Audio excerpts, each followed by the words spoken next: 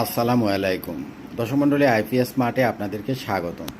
আজকে আমরা আপনাদেরকে দেখাবো এক্সাইডের 1450 বিএ।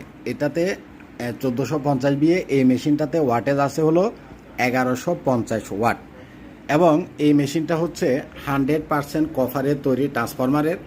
এই মেশিনটা হচ্ছে পিওর সাইন ওয়েভ একটা মেশিন, অটো কাট সিস্টেম একটা মেশিন, এবং ডিএসপি করা একটা মেশিন।